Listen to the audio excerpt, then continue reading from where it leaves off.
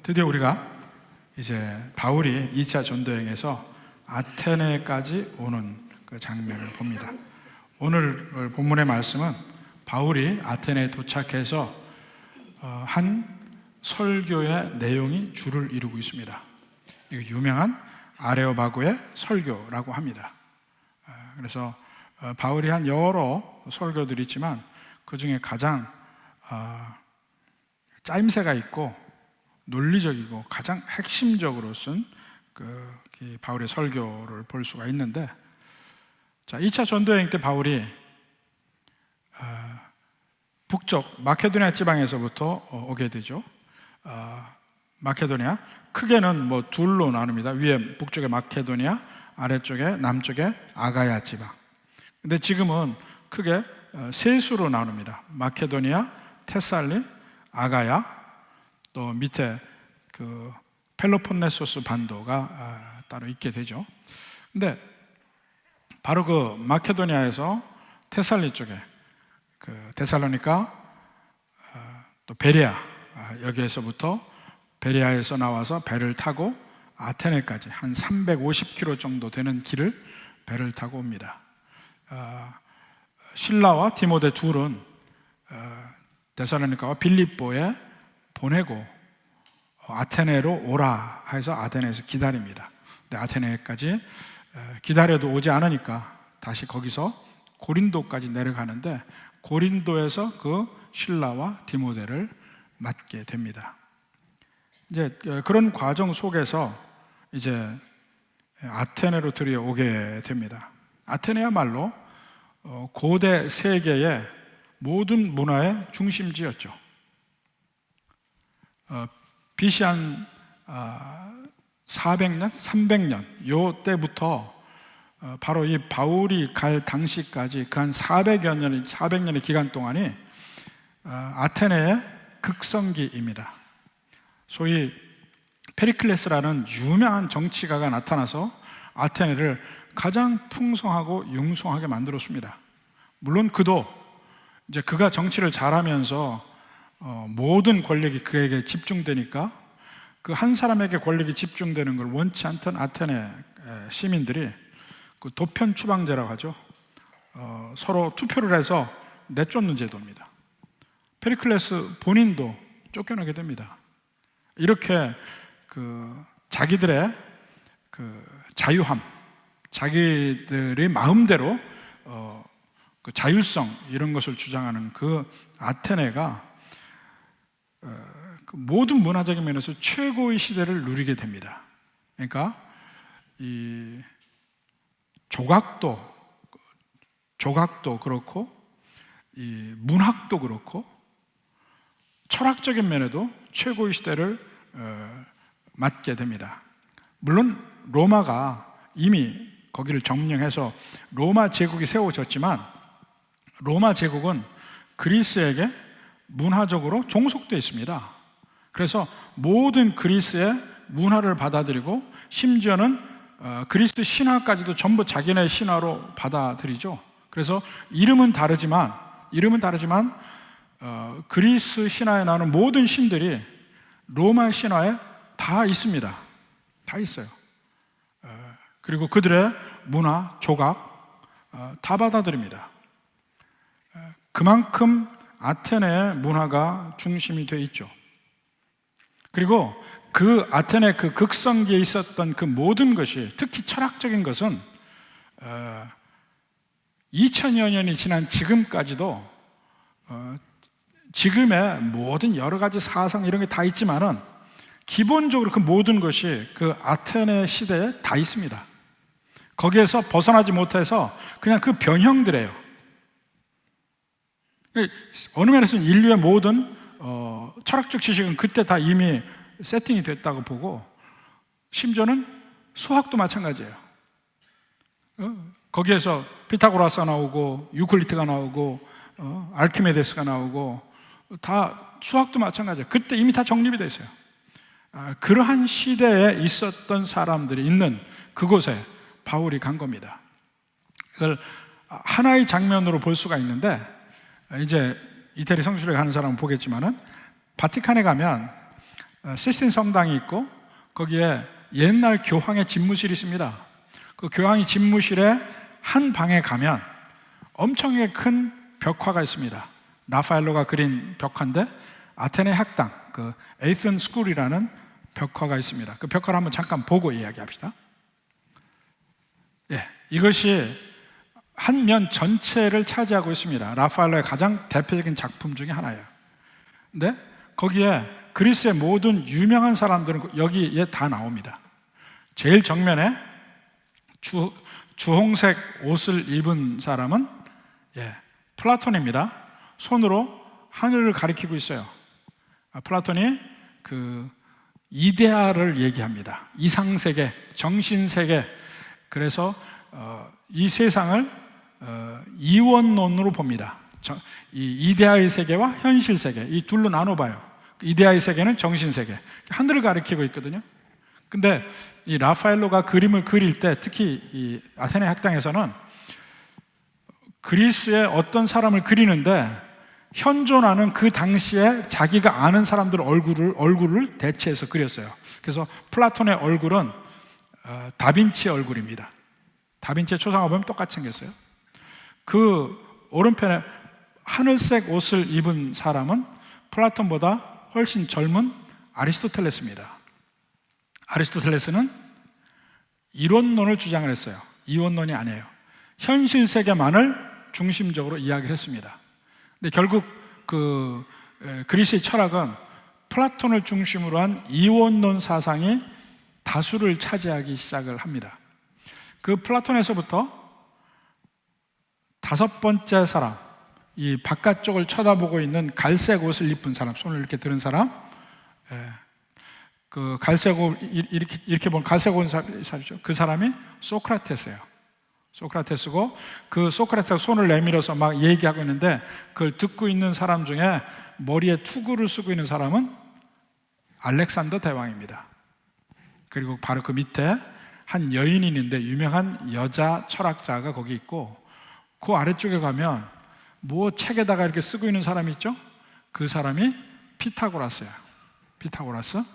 그리고 이렇게 손으로 얼굴을 괴고 있는 가운데 사람이 있는데 이 사람은 그 헤리클루투스라는 철학자를 그렸는데 얼굴은 미켈란젤로입니다.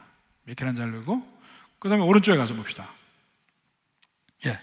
거기 보면 왼편에 계단에 널브러져 있는 사람이 있죠? 그 사람이 철학자인 그 디오게네스입니다. 디오게네스. 그러니까 알렉산더 대왕이 와서 내가 무엇을 원하냐 할 때 햇빛을 가리지 말아 주십시오 한 그 사람이에요. 디오게네스. 그리고 밑에 쪽에 아래를 바라보고 아래에다가 뭔가 쓰고 다른 사람들이 같이 쳐다보고 있는 그 사람이 유클리트입니다. 유클리트인데 그 당시에 정치가인 톨레미 얼굴을 그대로 그렸고 또 그 제일 오른편에 나오는 얼굴 중에 흑인 같은 사람 바로 그 옆에 얼굴만 보이는 사람이 라파엘로 자신의 얼굴입니다. 그러니까 기타 등등 전부 사람을 다 알아볼 수 있는데 전체 그림을 다시 한번 봅시다. 전체 그림, 이 그림은 뒤에 바티칸 성전을 그대로 배경으로 썼습니다. 상당히 라파엘로가 정치적인 사람이라 그 당시 상당히 대우를 많이 받았어요. 미켈란젤로보다는 적이 없었습니다. 그런 걸 잘 하는 사람이에요. 그래서 이 아테네 학당을 보면 그 아테네 시대 바울이 갔을 때 가장 융성한 수많은 학자들, 철학자들, 또 수학자들, 문학가들 이런 사람들이 여기에 한꺼번에 모여 있는 것을 보게 되는데 그 아테네 황금 시대의 가장 끝마무리였었습니다. 자, 그러한 아테네를 가서 바울이 보게 되는데 자, 16절부터 봅시다. 바울이 아덴에서 그들을 기다리다가 그 성에 우상이 가득한 것을 보고 아테네를 둘러봤어요. 정말 아름답고 멋진 도시죠. 그 당시에 모든 게 뭐 대리석으로 거기 많이 나는 돌들이 대리석인데 그 대리석으로 모든 것이 되어 있고 그 아름다움을 보며 동시에 우상이 엄청나게 많은 걸 봤습니다. 그 당시 아테네 인구가 한 10,000명 정도 되는데 우상의 숫자는 3만 개 이상이 됐다고 해요. 지금도 아테네에 가면 곳곳에 그 신전의 유적들이 있습니다. 가장 대표적으로는 언덕 위에 있는 아크로폴리스, 그 입구에 니케의 신전에서부터 시작을 해서 수없이 많은 신들의 신전이 아크로폴리스에 있고, 그리고 그 아크로폴리스에서 이렇게 봐도 바로 그 밑에 아폴로 신전, 제우스의 신전, 이렇게 곳곳에 지금도 아테네 곳곳에 신전들이 유적이 많이 있습니다. 조각이 다 그 신전의 신상들을 조각하면서 조각이 발달했던 것 같아요. 근데 신상도 말고 그 인간의 조각도 대단히 많이 있습니다. 왜냐하면 그 헬레니즘의 핵심이 인본주의거든요. 그러니까 인간의 조각상들을 굉장히 많이 했습니다. 근데 바울이 볼 때 그 모든 세계의 중심지였던 아테네에 모든 아름다움과 발전된 게 있으면서 동시에 우상이 그렇게 많은 거예요. 그걸 보고 바울이 격분했다 그랬습니다. 격분했다. 하나님을 믿는 백성들이 하나님의 영광을 알고 하나님 누구신지를 알 때 세상 사람들이 그 하나님을 모르고 다른 길을 가는 것을 보고 마음이 아파야 되고 분노해야 되고, 그것이 바울에게 보여집니다. 그런데 그 하나님을 믿는 믿음이 약해지고 그렇게 하다 보면 기독교가 힘이 없게 되면은 이 세상에 수없이 많은 우상들이 있음에도 불구하고 그것을 보면서도 마음에 분노하지 않아요. 격분하지 않아. 그냥 바라봐요. 왜 여러분이 전도를 안 합니까? 왜 사람들에게 하나님만이 우리의 유일한 신이시고 예수님이 우리의 유일한 구원자라는 것을 왜 말을 안 하냐 이거예요. 마음에 끓어오르는 게 없느냐는 거죠. 오늘날에 그런 믿음이 약해지다 보니까 전도도 약해지고 이 세상에 우리가 믿는 하나님이 참 하나님이고 유일한 신이다, 이 사실을 어디서든 얘기를 해야 되는데 그게 점점 소리가 약해져요. 제가 신학교 다닐 때 우리 교회 집사님 한 분이 큰 세탁 공장을 했어요. 근데 미국에서는 세탁소라는 것이 이원 체제입니다. 공장이 있고 그리고 각 지역마다 그 지역 세탁소가 있습니다. 그 지역 세탁소는 공장이 없어요. 그 공장에다가 세탁물을 보내고 빨아서 당일이나 그 다음 날 갖다 주면 사람들이 와서 다시 찾아가고, 이런 시스템으로 되어 있어요. 그러니까 그 시내마다 곳곳에 있는 그런 세탁소는 드랍스토어라고 합니다. 거기서는 직접 세탁하지 않아요. 옷 수선만 해주고 하는 거. 세탁 공장이 있는데 그 안에 우리 집사님 한 분이 그 세탁 공장을 했어요. 근데 그 중에서도 최고급 옷을 세탁하는 그런 데였습니다. 근데 거기에서 이제 좀 일을 좀 봐달라고 해서 제가 두세 달 일을 봐준 적이 있는데, 거기 보면 30년씩 일을 한 바느질의 전문가들이 있었어요. 근데 그 중에 한 분이 흑인 할머니였는데 아주 귀하게 생기고 참 그런 분이었어요. 근데 그분이 그리스도인이었습니다. 얘기를 하다 보니까 이제 좀 친해지기도 하고 얘기를 하다 보니까 그리스도인이었어요. 근데 얘기하다가 참 안타까웠던 게, 그렇게 좋은 분이 전도는 안 하는 것 같아요. 왜 전도를 안 하냐고 물어봤어요. 그랬더니 정색을 하면서 그거는 개인의 문제라는 거야. 개인의 문제라. 그러니까 미국의 그 오래된 교회에 많은 정말 존경할 만한 그리스도인들이 많이 있는데요, 그 교회들이 부흥하지 않아요. 부흥하지 않는 이유가 뭐냐면 그들이 전도하지 않아. 지금 제가 얘기한 그 흑인 할머니처럼 그건 개인의 문제라고 치부를 합니다. 나는 내 믿음 지키면 되고 그 사람들은 그 사람 믿음 알아서 할 거니까 이렇게 얘기합니다. 심지어는 자기 자녀들까지 그래요.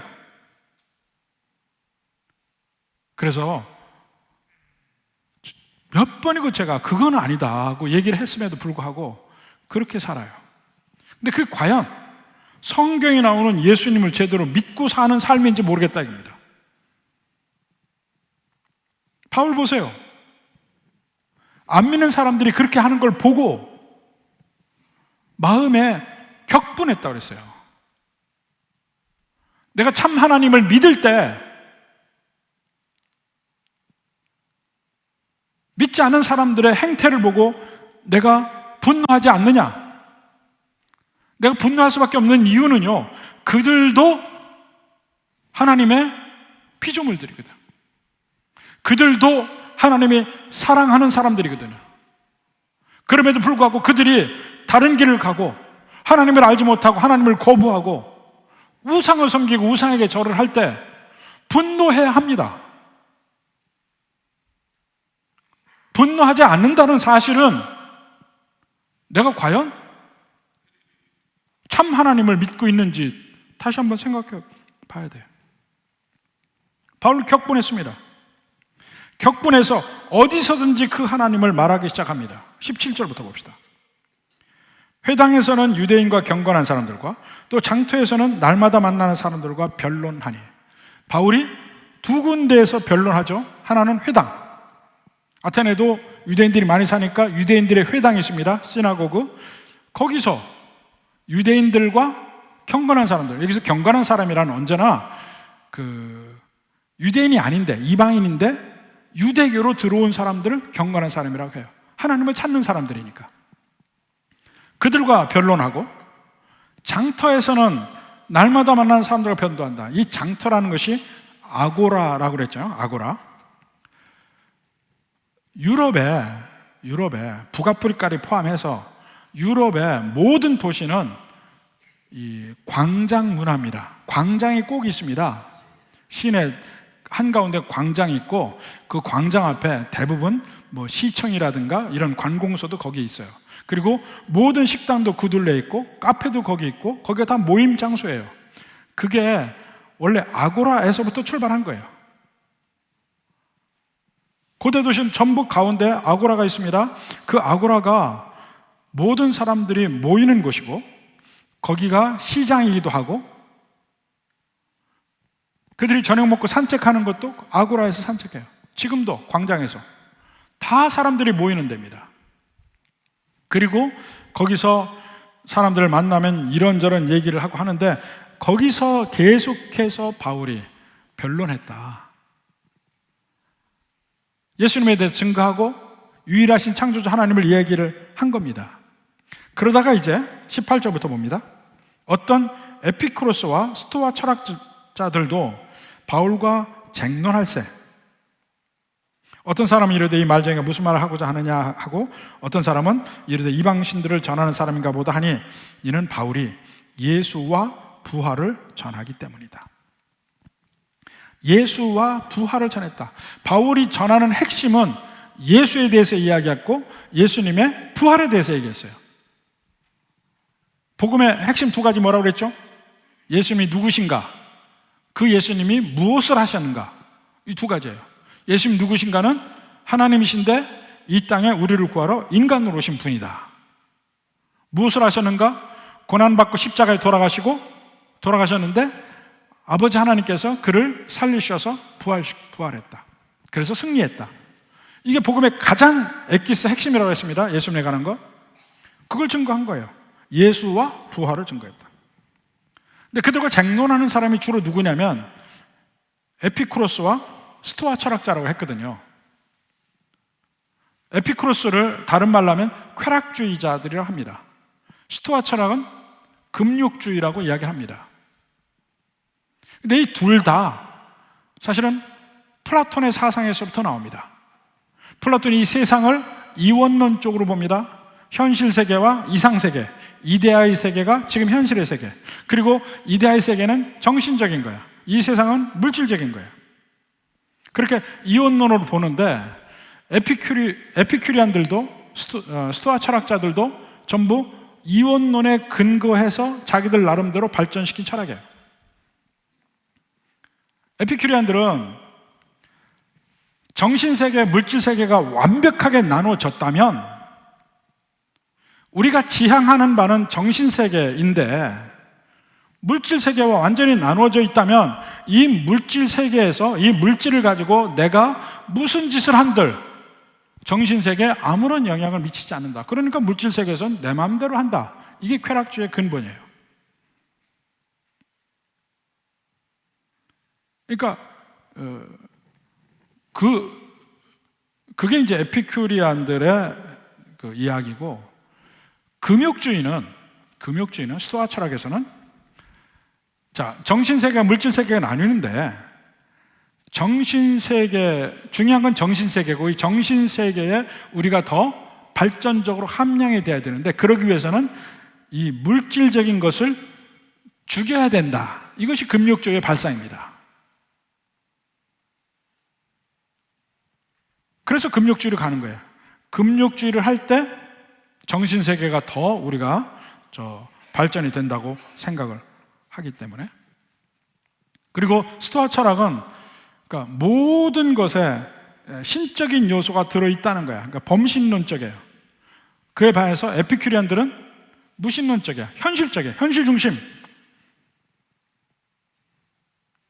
정반대 이 두 사람, 그렇지만 뿌리는 같아요. 플라톤의 이원론에 기반한 두 철학의 중심이 있고, 그 중에도 스토아 철학이 나중에 점점 주류를 이룹니다. 근데 그 후기 플라톤 철학에 가면 이것이 종교적으로 바뀌어요. 종교적으로. 그게 바로 영지주의입니다. 영지주의가 초대교회를 강타합니다. 강타해요.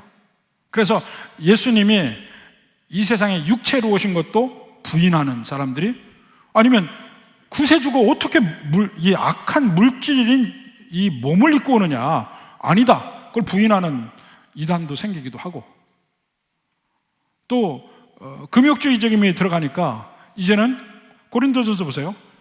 이 남편과 부부관계 하는 것도 아니다, 부부관계를 거부해. 이게 문제가 되기도 하고, 또 바울이 이런 말도 하죠. 살리는 것은 영이니 육은 무익하니라 그랬어요. 근데 그 육을 마치 물질적 육체로 생각을 합니다. 근데 그것은 오해예요. 잘못된 해석이에요.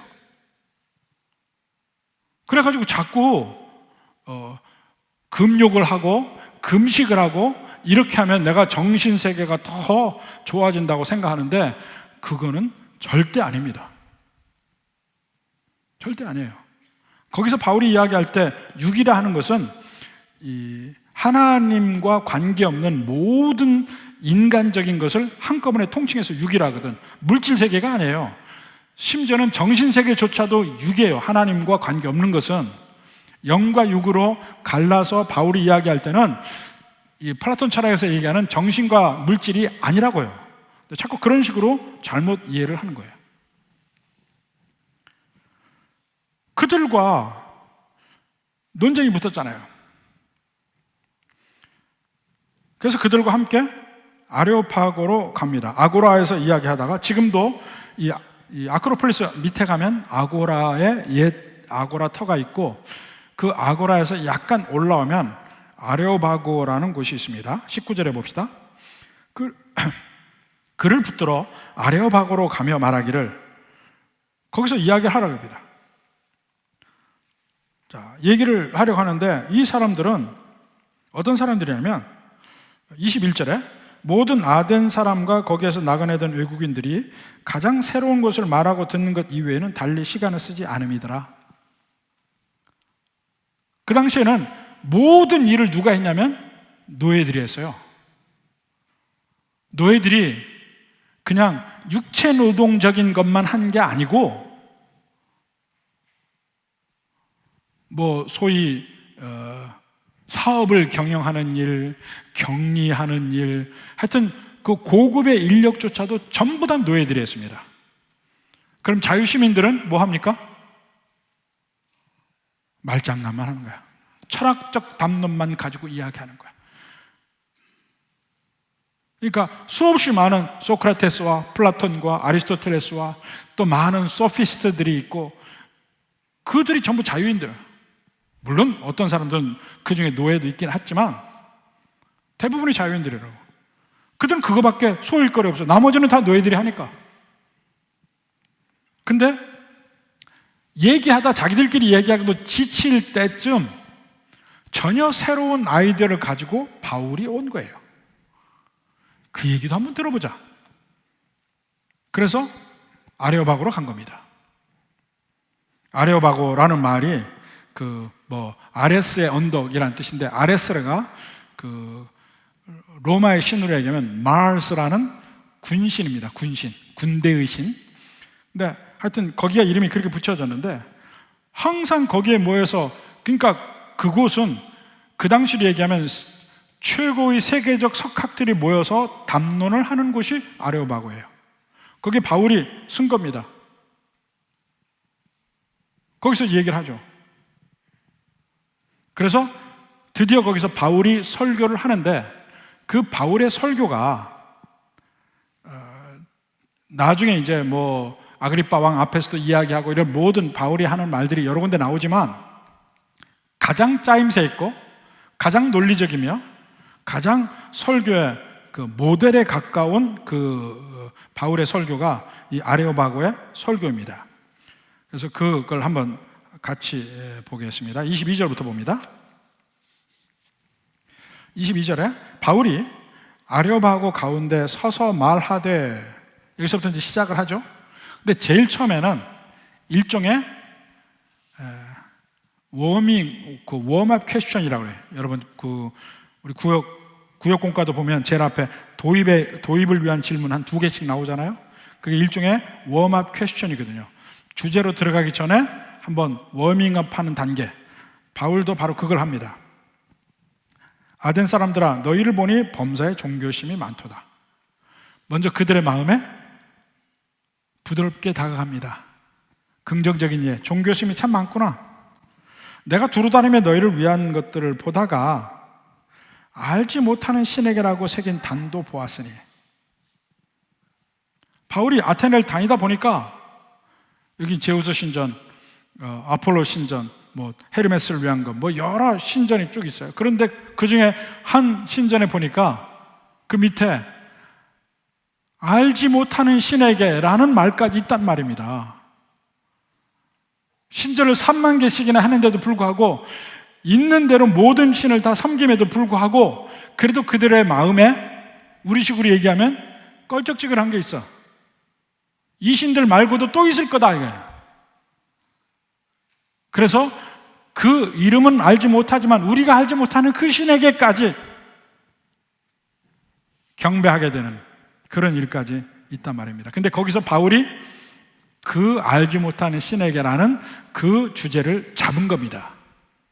왜냐하면 맞아 당신들이 알지 못하는 신이 있어. 내가 그 신에 대해서 얘기를 해줄게.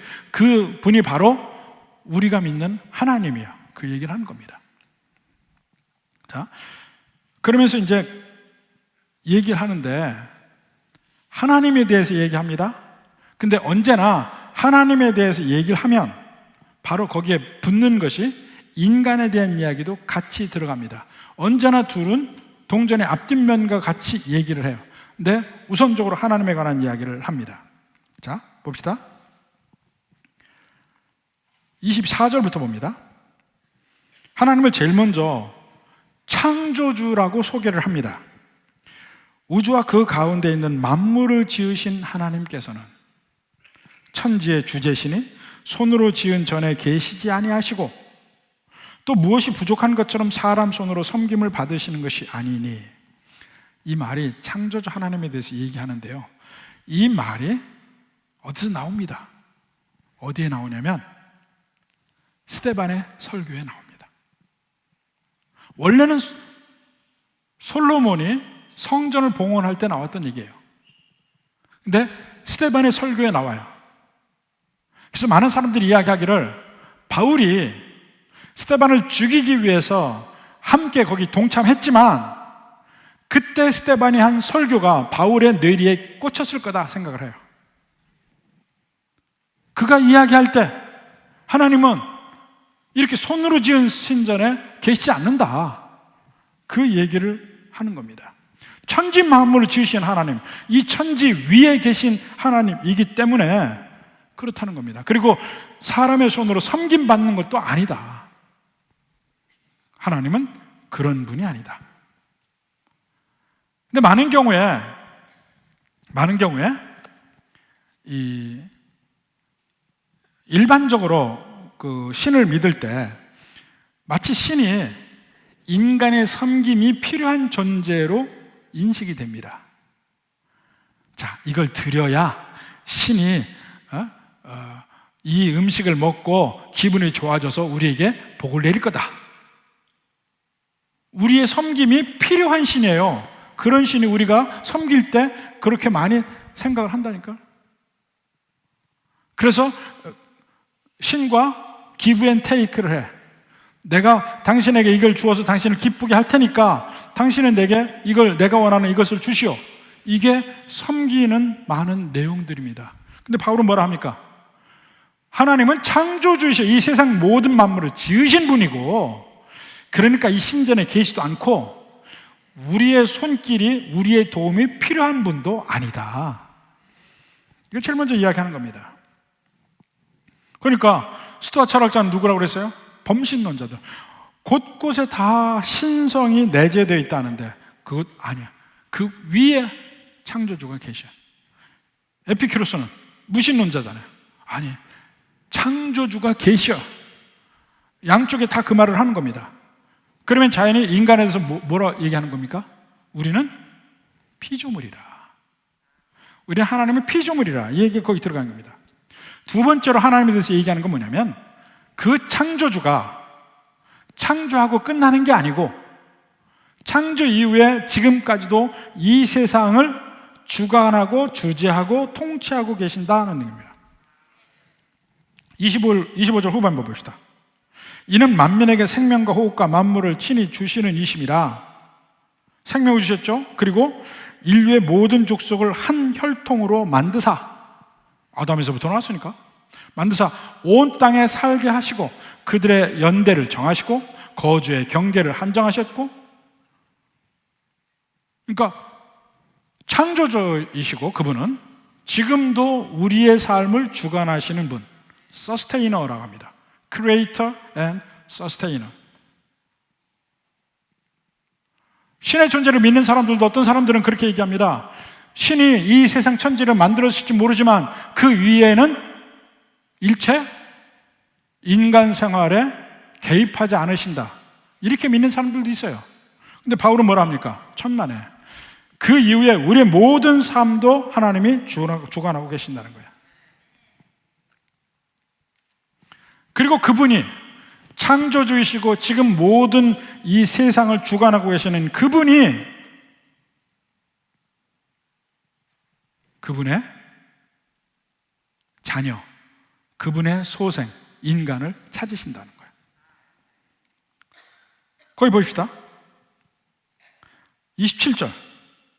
이는, 하나님은 이런 분이죠. 이는 사람으로 혹 하나님을 더듬어 찾아 발견하게 하려 하심이로되. 이 우리말로 더듬어 찾는다는 말은 조금 이해가 안 되는데, 영어식으로 표현하면 reach out and touch예요. 손을 뻗으면 바로 만날 수 있는 바로 그분, 손을 뻗어서 하나님을 찾기를 원하시는 그분이에요. 천지 만물을 지으신 하나님, 지금도 이 세상 모든 것을 통치하시는 그 하나님이 인간들에게 너희가 손만 뻗으면 나를 만질 수 있고 나를 만질 수 있다, 나를 찾으라, 내가 바로 옆에 있다, 그 얘기입니다. 하나님을 더듬어 찾아 발견하게 하려 하심이로되 그는 우리 각 사람에게서 멀리 계시지 아니하도다. 멀리 안 계셔. 손만 뻗어봐. 그러면 거기 계시니까.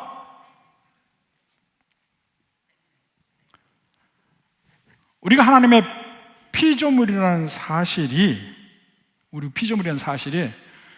우리로 하여금 우리를 엄청나게 존귀한 존재로 보는 겁니다. 하나님이 지으신 존재라 하는 것. 자, 이걸 가지고 그 당시에 그 그리스의 철학자의 말을 인용해서 인간이 누구인지를, 철학자들도 이렇게 얘기했다는 거예요. 두 철학자를 들어서 이야기를 합니다. 제일 먼저 28절에 우리가 그를 힘입어 살며 기동하며 존재하느니라. 우리가 그라는 것은 여기서 신이에요. 신, 하나님을 힘입어 살고 하나님을 힘입어 기동하고 하나님을 힘입어 존재하느니라. 이걸 누가 얘기하냐면 에피메니데스라는 크레타의 철학자가 얘기한 거예요. 그러니까 그리스 철학자가 그 말을 인용해요. 그 앞에 있는 사람들, 학자들이니까 다 알아. 그 누가 한 말인지.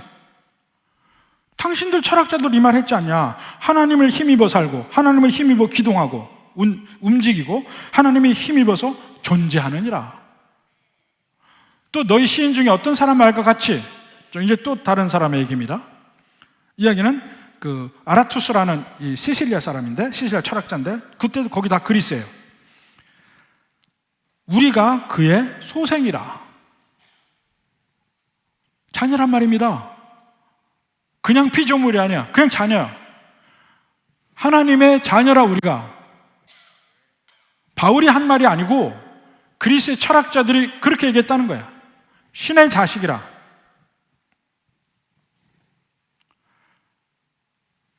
창조주이신 하나님, 지금도 천지만물의 주재자이신 그분이 인간을 찾고 계시면서 너희 손을 뻗치라. 그러면 나를 만나리라. 이렇게 얘기하고 있다는 거예요. 그리고 우리 존재가 누구냐는 말이에요. 그래서 우리가 그 하나님의 존재를 인정할 때 그 하나님께 영광을 돌리게 되고 그 하나님을 경배하게 되어 있다는 것입니다. 그런데 아테네 사람들 어떻게 합니까? 29절. 이와 같이 하나님의 소생이 되었은즉 하나님을 금이나 은이나 돌에다 사람의 기술과 고안으로 새긴 것들과 같이 여길 것이 아니라, 새긴 것들이 뭡니까? 다 우상이죠. 우상. 하나님이 우리를 만드시고 하나님이 우리를 찾으시는 하나님의 소생이고, 우리가 기동하고 움직이고 존재하는 것 자체가 다 능력이 하나님께로부터 왔는데 그 하나님을 섬긴다고 하면서 다른 우상을 섬겨서 되겠느냐 하는 얘기예요. 금이나 은이나 돌이나 돌에다가 사람의 기술과 고안으로 새긴 것들, 우상들이죠. 바울이 나중에 로마서에선 더한 말을 합니다. 로마서 1장 23절 봅시다.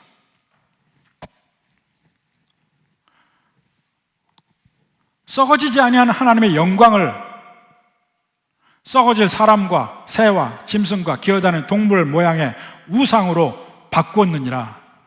이게 인간의 가장 큰 죄입니다. 세상의 세계는 모든 죄보다 인간의 죄 중에 가장 큰 죄는 하나님이 우리를 지으시고 하나님의 영광을 보이셨는데도 불구하고 우리는 썩어지지 않은 하나님의 영광을 팽개쳐버리고 피조물을 경배하는, 우상을 섬기는 이 잘못을 범하고 있다. 이게 제일 큰 죄. 지금 바울이 바로 그 얘기를 합니다. 이 세상에 보면 무신론은, 하나님이 없다, 신이 없다 얘기하는 무신론은 반드시 인간의 비인격화를 초래합니다. 무신론은 인간의 비인간화를 초래합니다. 가장 대표적인 무신론이 뭡니까? 공산주의 아니에요. 공산주의에서는 인간의 존엄성을 헌신짝처럼 여깁니다. 그래서 북한에서도 그렇고 옛날에 이 발칸반도 쪽에서도 아이들을 부모에게서 떼놔요. 그 집단 수용소에서 넣고 공산주의 교육을 따로 시키는 거야. 이 가족제도의 해체를 바라는 게 무신론자들이에요. 사탄이 하는 가장 큰 일 중에 하나가 가족제도의 해체예요. 지금의 큐어라든가 동성애 다 그런 거야. 가족제도의 해체. 근데 가족제도가 해체되면 어떻게 됩니까? 인간의 인격이 무너지기 시작해요. 그리고 인간을 하나의 인격체로 존중하는 것이 아니고 소모품으로 봐요. 지금 러시아나 중국에서 일어나는 인간을 향한 자세를 보십시오. 완전 소모품으로 여기거든. 인간을 다루는 방식이. 근데 하나님을 믿는 데에서는 하나님께 영광을 돌리면서 동시에 인간에 대한 귀함이 있습니다.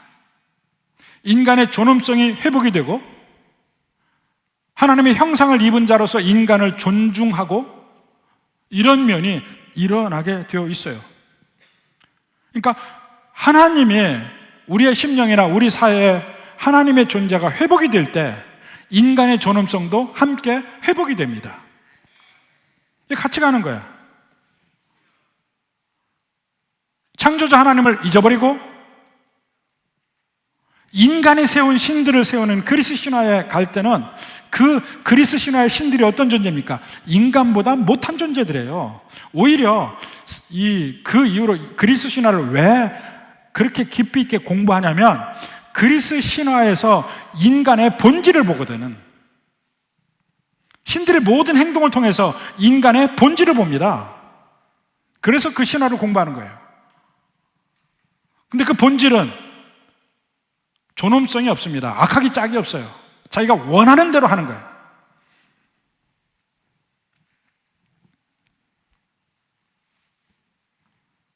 이렇게 창조자 하나님이 계심에도 불구하고 그 창조자 하나님이 지금도 천지만물을 주관하고 계시는데 자기 소생에게 나를 찾으라고 바로 옆에 계시면서 손만 뻗치라고 얘기하는데도 불구하고 너희는 전부 다 우상으로 만들었지 않냐. 그게 다윗이 분노하는 이유예요. 참 하나님이 계심에도 불구하고. 근데 그 분노가 바울의 분노. 바울의 분노로 끝나는 게 아니고 이것이 하나님의 분노로 갑니다. 하나님의 분노로. 그 뒤에 뭐라 합니까? 30절, 31절 봐요.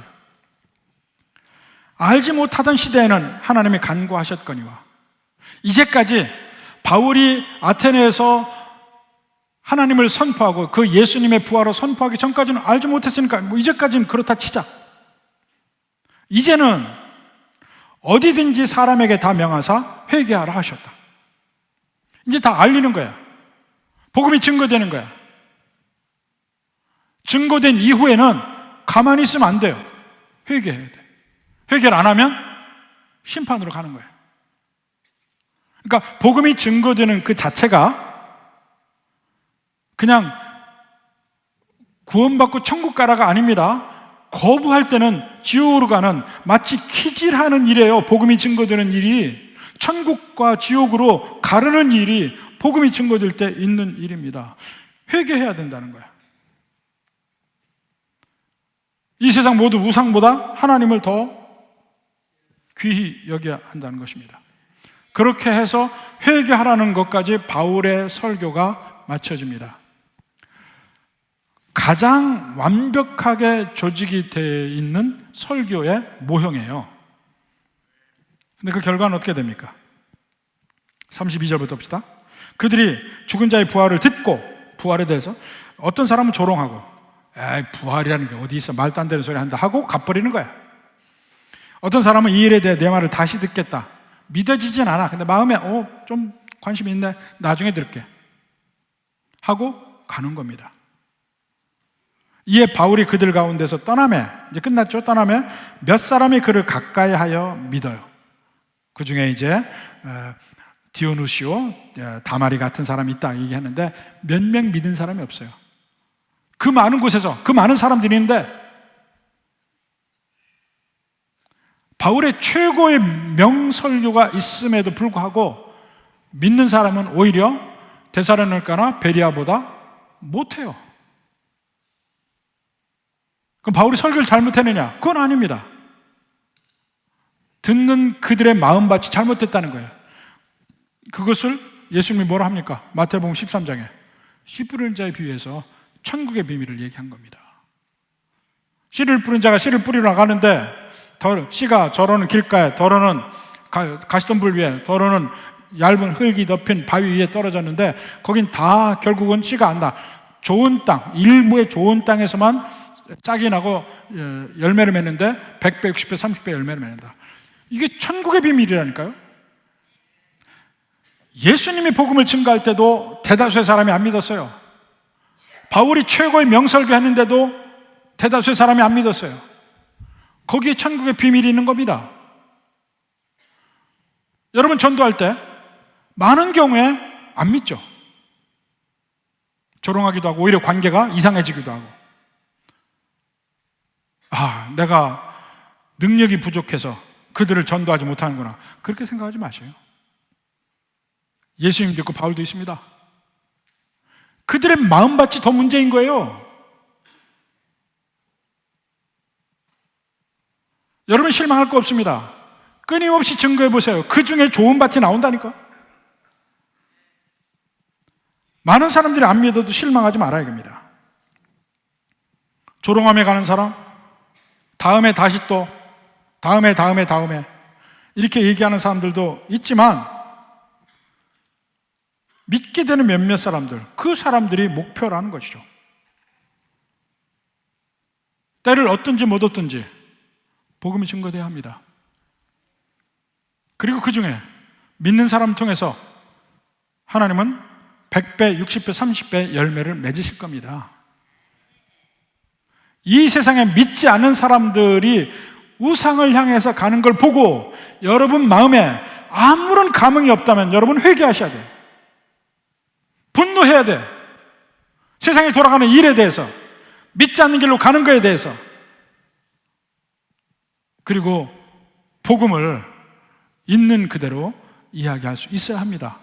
왜냐하면 우리가 믿는 이 복음이 진리니까. 바로 이런 면에서 확고하게 말씀을 붙들고 살아갈 수 있는 여러분이 되기를 주님의 이름으로 축원합니다.